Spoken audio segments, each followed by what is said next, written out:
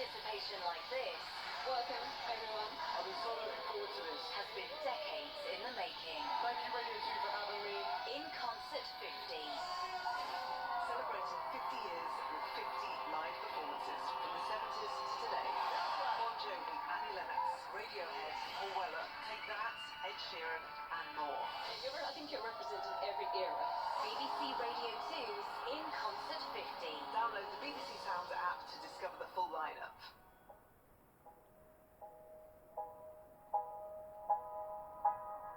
There's a girl from Brazil, she was born to move her hips, can't keep her feet still, always looking for attention. She uses her eyes to turn small flame into a fire. She's a girl from a town where nobody knows your name, when nobody's found, and no one ever sees the bright lights now, where she spends every night. She dances to age with better life. I gotta leave, cause it's a bad day. She better make me do the things that she wanna do. It feels so good when it's a bad day. But when the lights go down, come on and lead the wave your crown. And the crowd shouts Selena, up on my cloud we can see her. Now the night is ready for ya. One dance and we'll be singing hallelujah. Now the crowd they're screaming, let it up but they're feeling.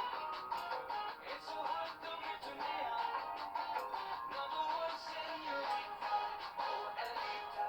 It's kinda hard to find somebody from this part of the world. After you're looking at her body, you're starting to tell that you're falling in love, and it feels like a drug. You got nothing to lose, you got something to touch. She can be cold, cold, digging for gold. She doesn't wanna keep a man, doesn't wanna be sold. She had a ticket to a life that is hard to resist. She rewrote the book and added a twist. I gotta leave, cause it's a bad day. She better make me do the things that she wanna do. It feels so good when it's a bad day. But when the lights go down, come on and lead the wave your crown. And the crowd shouts Selena, up on my cloud we can see her. Now the night is ready for ya. One dance and we'll be singing hallelujah. Now the crowd they're screaming, let it up but they're feeling. It's so hot don't get to me. Number one señorita, oh Elita. Dance, dance, dance, Selena. Dance, dance, dance, Selena. Dance, dance, dance, Selena. Get ready, da da da. Baila, Melita, baila.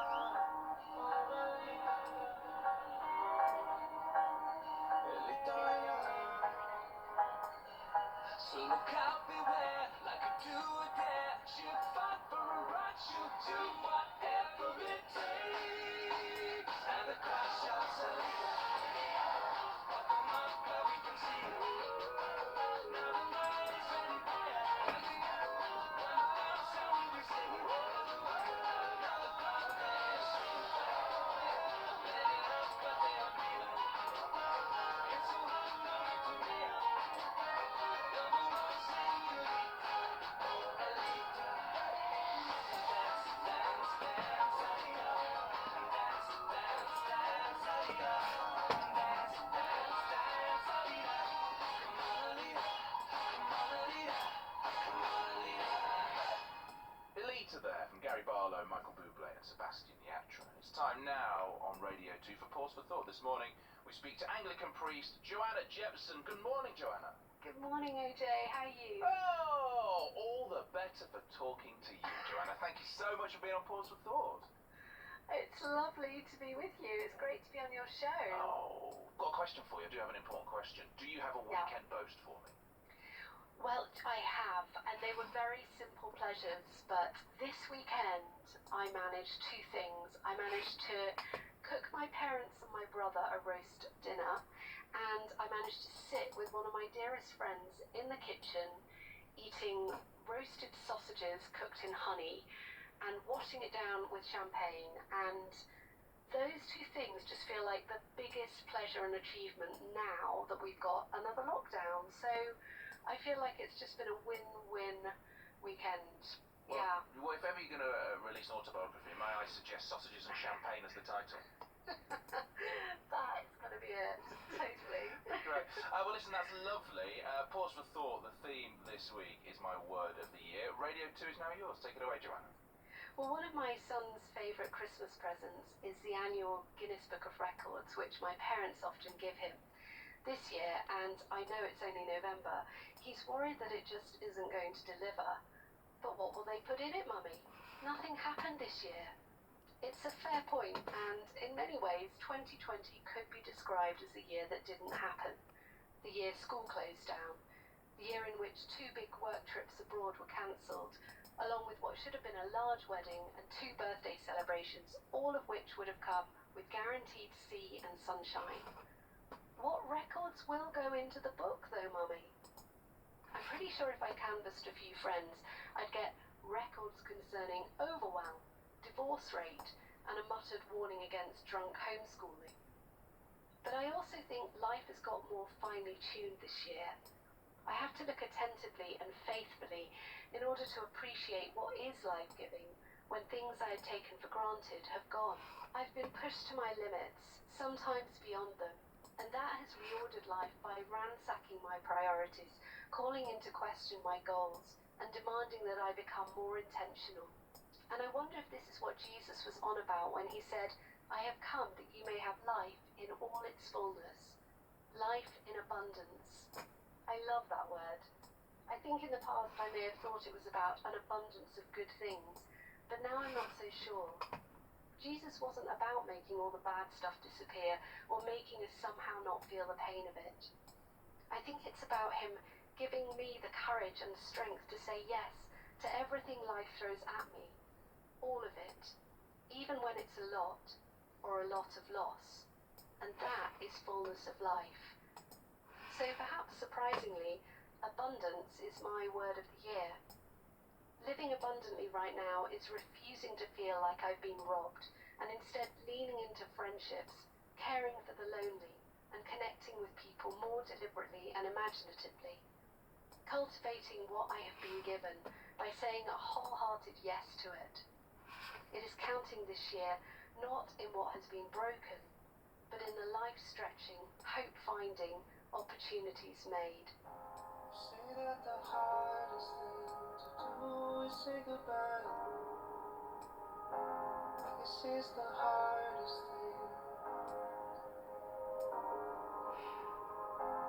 We tried to stitch it up, but now I wonder why. Why is this happening to me? But it wasn't right. Had another fight. We were young, but we never quite took flight. In another life, maybe you and I would be walking down the aisle just in white. I can see that all you need is everything I never need. But everyone changes. Everyone changes.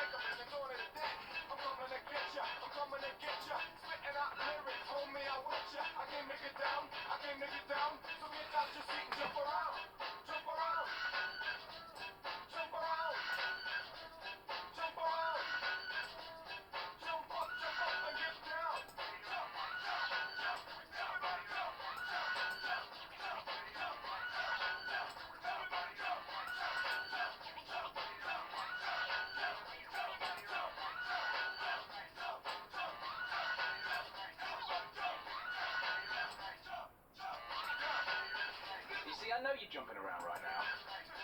Reminds me of nightclubs. Early noughties, they'd play this, you'd jump around, someone would slip over in some spilled beer, hilarity all around. House of Pain and Jump Around, and welcome along to a brand new show for BBC Sounds.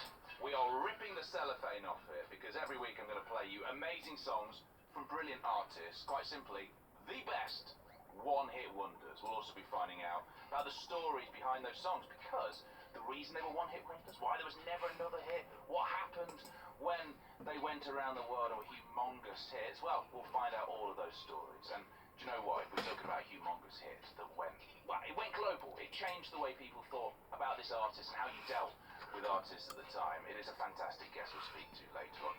Idol of the 90s. I'm going to stop him. I'm going to collaborate with him, and hopefully you will listen. And if you don't know what that is now, then my word, Google it. We started with House of Pain, Jump Around, as I said, a song that samples Bob and Earl's 1963 track Harlem Shuffle, which again was a one-hit wonder. That's like one-hit wonder squared. We're going down the one-hit wonder rabbit hole, I feel. And we definitely are right now.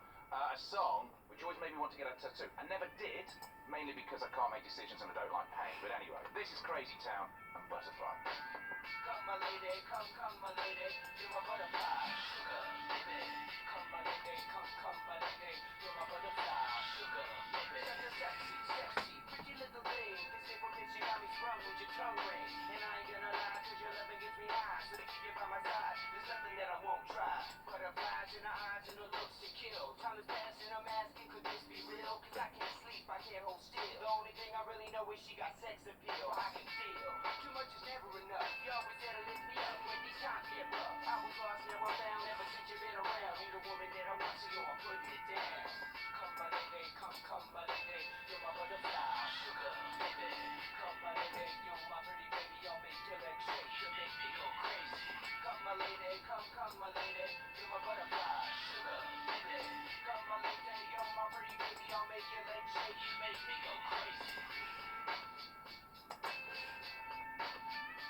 I don't deserve you, and that's it, some kind of hidden essence to show me life is precious, and I guess it's true. But to tell the truth, I really never knew till I met you. See, I was lost and confused, twisted and used. I knew a better life existed, but thought that I missed my lifestyle. Wow, I was living like a wild child, trapped on a short leash, parole to police files. So yo, what's happening now? I see the sun breaking down into dark clouds, and a vision of you standing out in the crowd. So come my lady, come my lady, you're my butterfly, sugar, baby. Come my lady, you're my pretty baby, I'll make your legs shake, you make me go.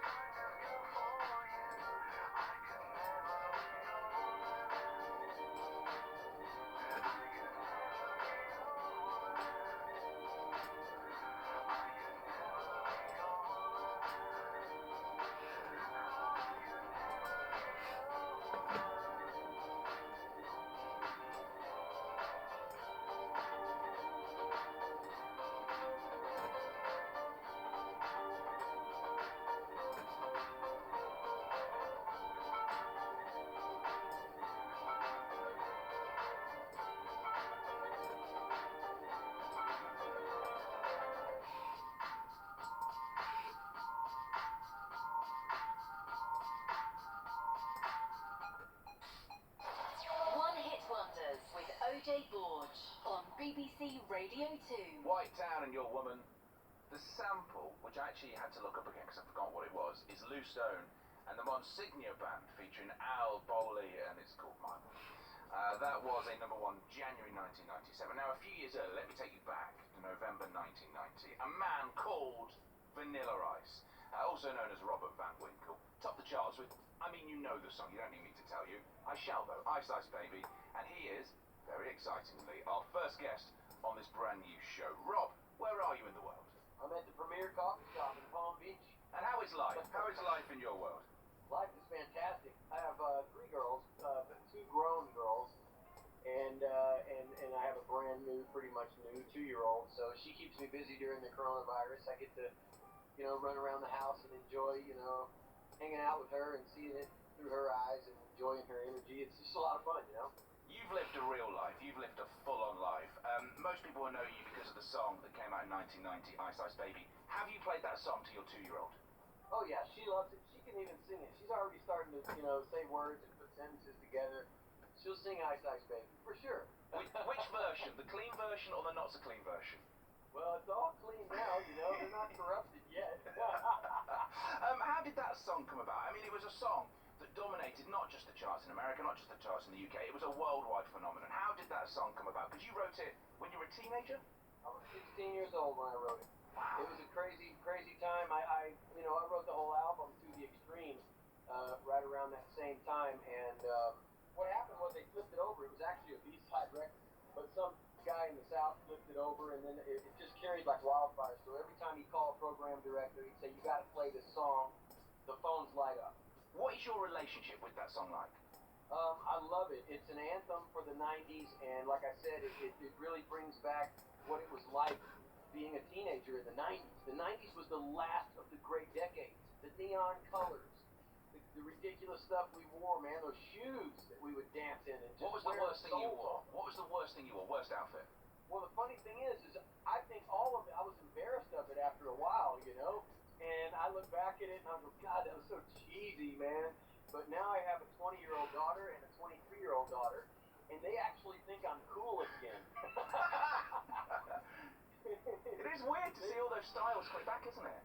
It's crazy, man. I'm like, you think that's cool? They're like, oh my God, Dad, I googled these pictures of you back in the day wearing these ridiculous outfits. I would buy that right now. I would totally wear that. Talk me through the song though, because it's so iconic.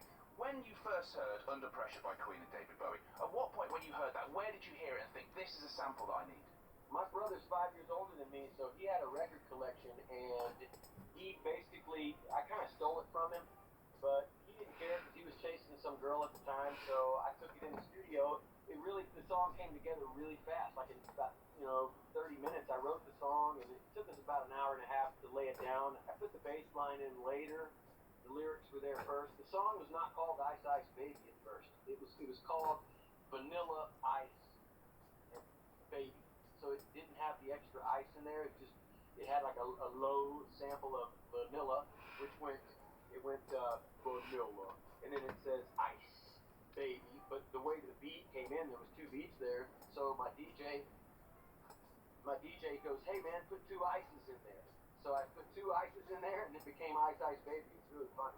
Have you ever spoken to any members of Queen about it? Have they ever met you? Have you met them at any point and spoken to about the song? Oh man, they are legends. And yes, spoke with Brian May. Freddie Mercury died when my record came out the same year, so he was aware of it.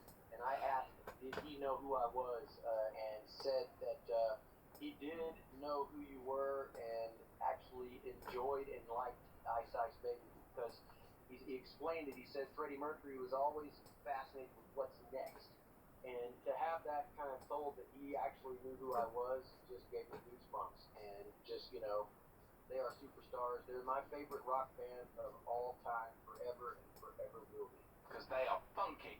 We've talked about this song. Let's play it. Let's play Ice Ice Baby. Will you introduce it for me? Absolutely. If there's a problem, I'll solve it. Check out the hook while my DJ revolves it. Here we go with Ice Ice Baby. Believe it. Yo, VIP. Let's kick it.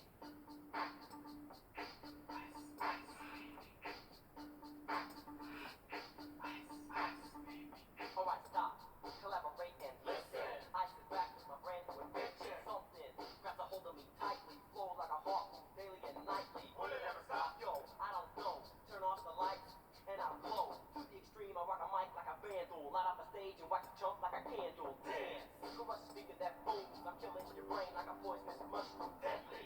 When I play a dope melody, anything less than the best is a felony. Love it or leave it, you better gain weight. You better hit bulls out and kids don't play. If there was a problem, yo, I'll solve it. Check out the hook while my DJ revolves it.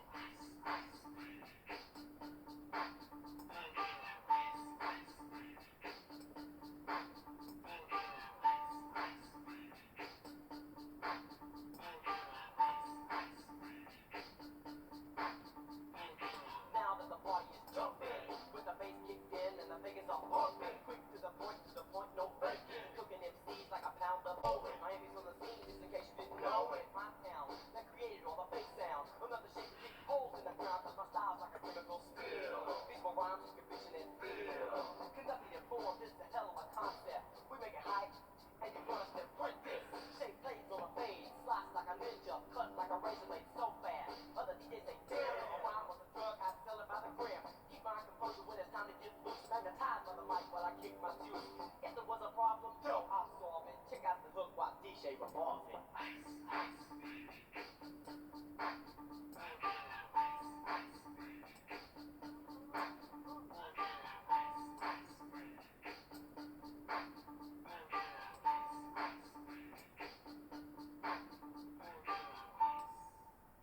Let's get out of here. Word to your mother. There we go, Ice Ice Baby, Vanilla Ice. Rob is still with me right now. You just heard the song there. How did it make you feel in that moment? You know what it makes me feel like? The oldest teenager in town. Yeah. I love it. Now this won't be a proper music interview unless we ask you some proper questions like you used to get. So what we've done is off the internet, we have bought some copies of Smash Hits, which was a pop magazine back in the 80s and 90s here. And what we've got is we've got some Smash Hit style questions. Not that were asked for you, because we couldn't get a version with you in it. Were you interviewed by Smash Hits over the years, do you remember? Oh, of course. Yeah? Absolutely. I was on Smash Hit. I gave Madonna her award, and she kissed me. What was that kiss was an like? amazing time. What was that kiss And, like? What was the kiss like? It was a little bit cold. Well, here you go. Are you ready for this? This is a proper Smash Hits interview right here. What's your favourite food? Pizza. I'm a Ninja Turtle. Yeah. You know that. What about pineapple on a pizza? Not really. Okay. I like pineapple by itself. Mm. By itself. How many hours of sleep do you need per night? 7. 6 or 7. If you were a domestic appliance, what would it be? I would be an oven. Yeah! Because everybody would expect me to say refrigerator. That's what we thought. That's what we thought. And if you were going to sum yourself up in one word, what would that one word be? I mean, it would be very cheesy and easy if I said ice. But, they are actual we're wrong. Yeah, they are actual Smash Hits questions. Thank you so much for doing those. And what are you working on at the moment? I actually do real estate. I've done really well over the years, over 30 years actually. I got a degree about 18 years ago in design, and I build these big mansions out here in Palm Beach, and I do really well. So I have a TV show that's been running. We have over 125 episodes already, and it's called the Vanilla Ice Project. So basically, they follow me around, and I build these lavish mansions here in Palm Beach, and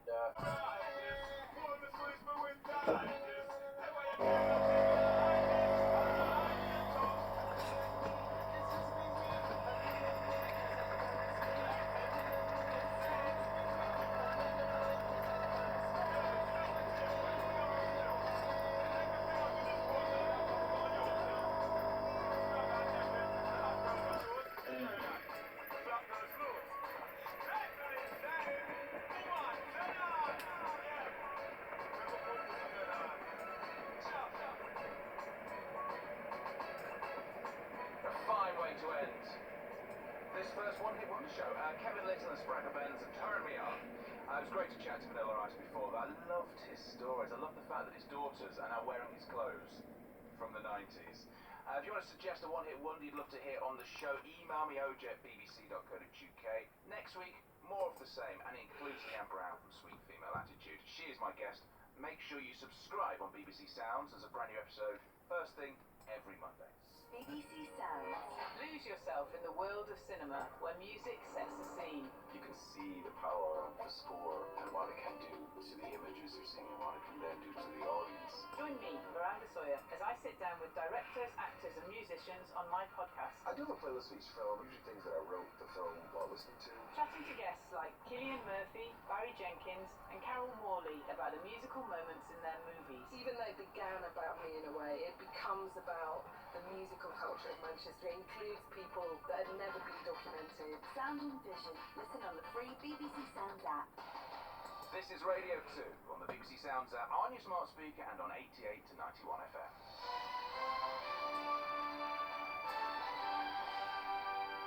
BBC News at 3 o'clock. This is Victoria Bourne.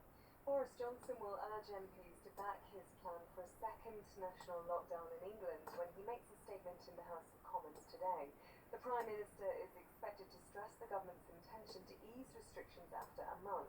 Our political correspondent, Jonathan Blake, reports. Boris Johnson is expected to remind MPs of warnings from scientists that unless the government acts, deaths over the winter could be twice as bad or more than during the first wave of the pandemic. He will acknowledge Labour's view that he should have acted sooner, but defend the system of regional restrictions he has pursued until now. Labour's support for the lockdown means the Commons is likely to approve the new measures when MPs vote on Wednesday, but some Conservatives are planning to oppose the move. The Prime Minister has cancelled plans to speak to UK business leaders today, with his plan at the annual CBI conference being taken by the Business Secretary, Alex Sharma. This year's gathering is being held just 48 hours after the government announced that much of the economy would have to be shut down. The BBC has been told that Prince William contracted COVID-19 early this year. It's believed that the Prince, who's second in line to the throne, was infected in early April and suffered some breathing problems. Prince Charles was ill at around the same time. Kensington Palace has refused to comment. Donald Trump and Joe Biden have been campaigning in the key American states that are expected to decide who will become the next US president.